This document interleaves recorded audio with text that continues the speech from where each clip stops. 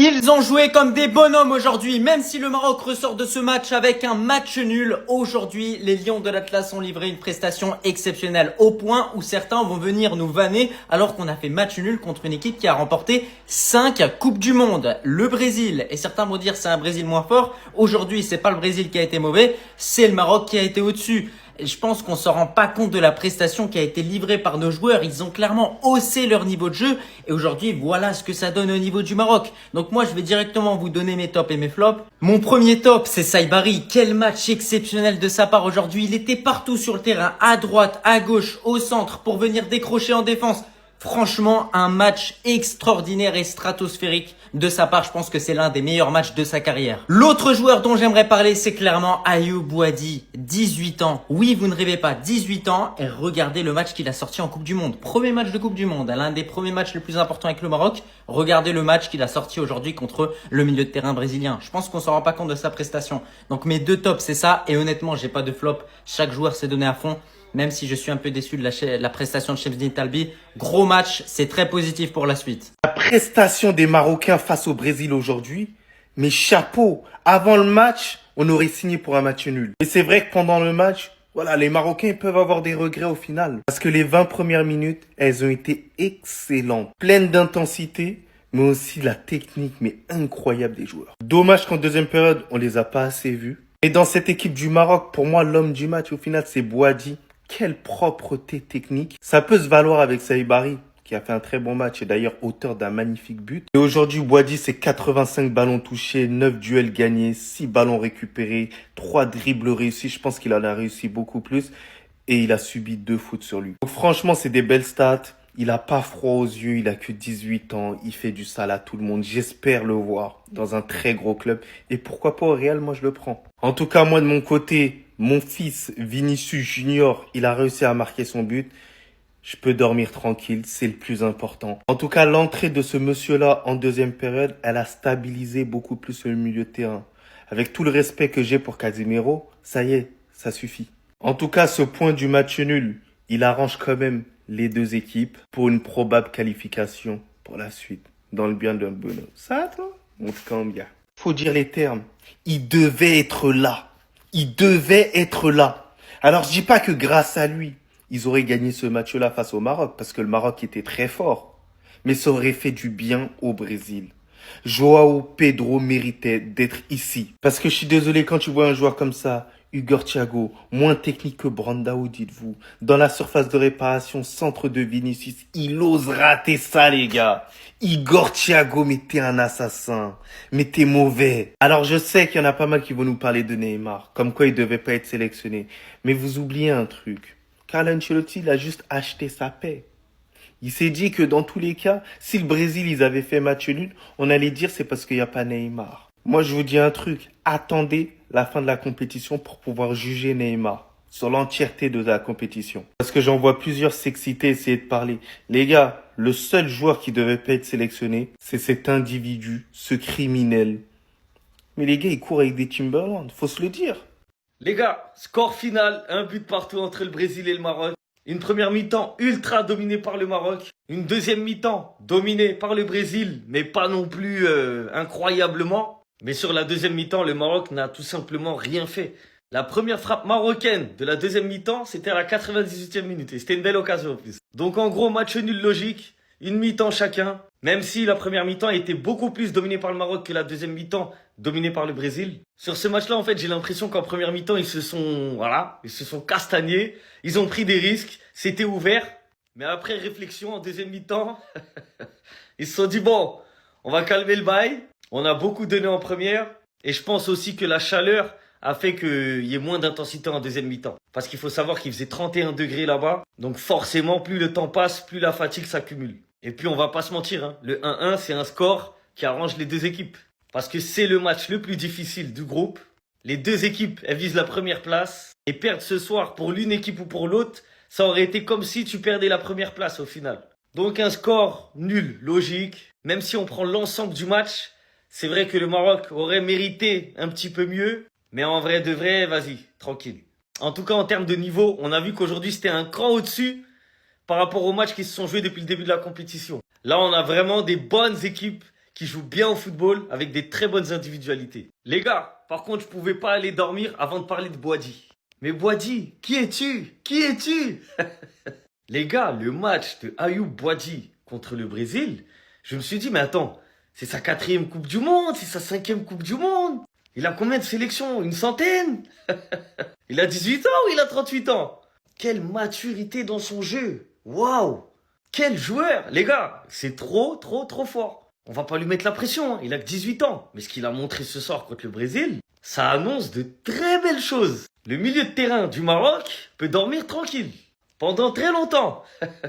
Déjà les gars, de la première à la dernière minute, il n'a pas baissé en intensité. C'était un des seuls joueurs qui courait de la même manière de la première à la dernière minute. Il a fait des efforts du début à la fin. T'as l'impression qu'il pouvait y avoir encore des prolongations, il allait encore jouer en étant tranquille, au calme. Donc déjà physiquement, incroyable. Et techniquement, waouh.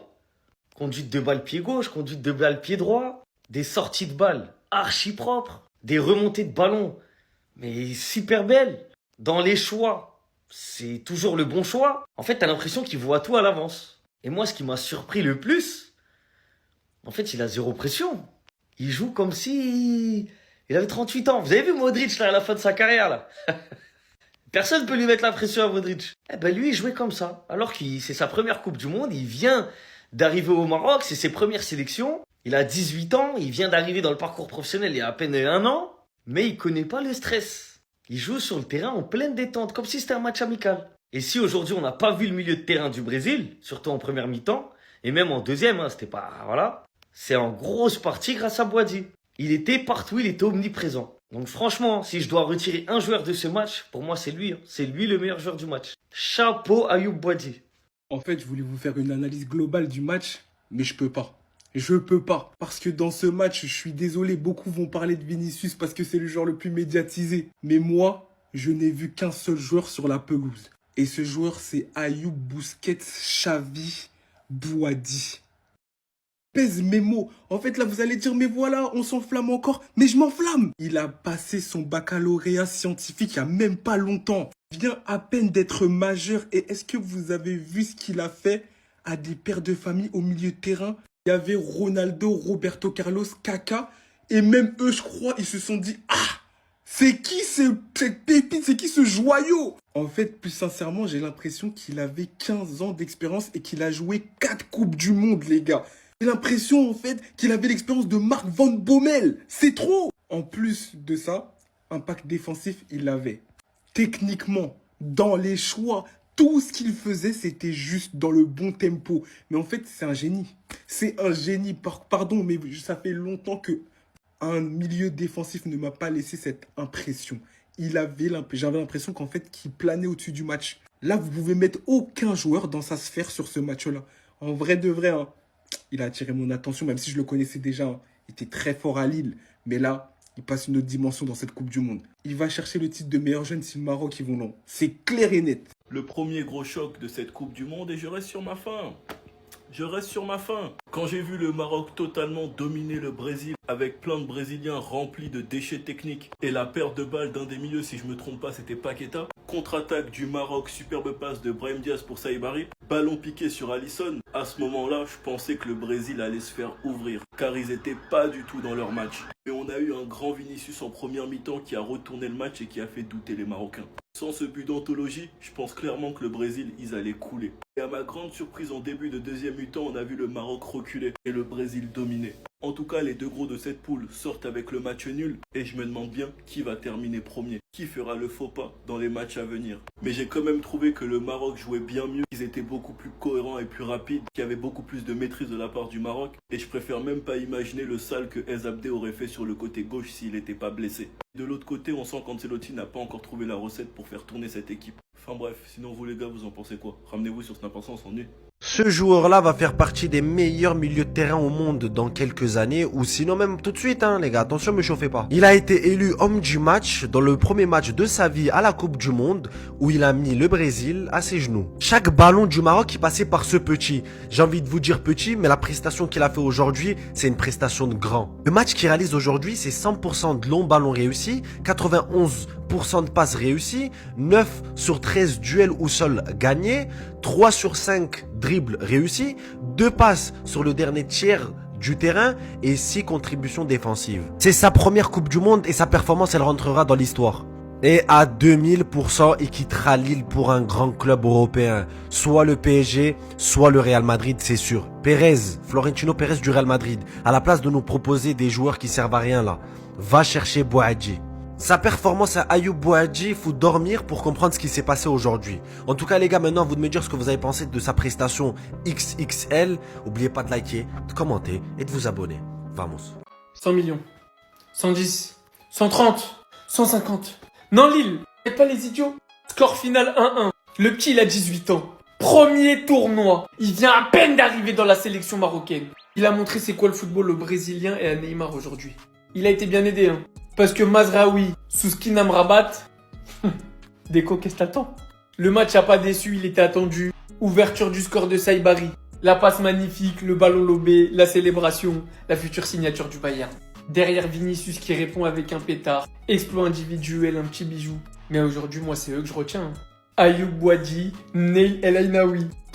Le football, tout simplement. Pendant qu'en face, tonton Ancelotti, même pas tonton Papi, il sort Casemiro pour rentrer Fabinho. Il te laisse Hendrik sur le banc. Le Maroc vient juste d'enflammer le marché des transferts cet été pour le LOSC. C'est quel genre de maturité qu'il a déjà à 18 ans, lui? Non, parce que Lamine Yamal, c'est un dribbleur. Donc ça saute aux yeux. Lui, c'est un milieu de terrain. On l'a vu à Lille. On sait déjà qu'il est fort. Mais là, c'est la Coupe du Monde. Là, c'est la sélection. Le maillot, il pèse plus lourd en sélection, on le sait. Surtout que c'était son premier match. Tout premier match sous les couleurs marocaines. En tournoi, bien évidemment. J'ai rarement vu un joueur se rendre aussi disponible. Montrer autant d'aisance, de maturité, de calme à 18 ans. Pourtant, le match, il manquait pas d'intensité. Hein. Si on n'était pas déjà fourni au Barça, j'aurais peut-être fait une propagande. Maintenant, très sincèrement, les Marocains aujourd'hui, je pense qu'il faut arrêter avec on est les Brésiliens d'Afrique. Je pense que les Africains, faut arrêter avec les ramenez-nous le Brésil. Le Maroc l'a montré aujourd'hui. Le Brésil est certes la plus grande équipe de l'histoire du football avec ses 5 Coupes du Monde. Mais aujourd'hui, le Maroc, c'est devant. Il n'y a qu'à voir, la mi-temps où le Maroc a eu la possession et où le Maroc a dominé, 12 tirs au but, 1,28 d'expected goals. Et je vais même aller jusqu'à vous dire que jusqu'à la 30e minute, c'était ça les stats du match, 12-3. Alors que quand le Brésil a eu le ballon, 7 tirs, 0,41 d'expected goals, 51% de possession pour le Maroc. C'est l'heure pour les sélections sud-américaines de commencer à se définir comme le Maroc, comme d'autres nations africaines. Ouais, c'est l'heure. Vinicius, donc toi, tu savais faire ça là et puis on a fait 2 saisons blanches. Tu es mauvais.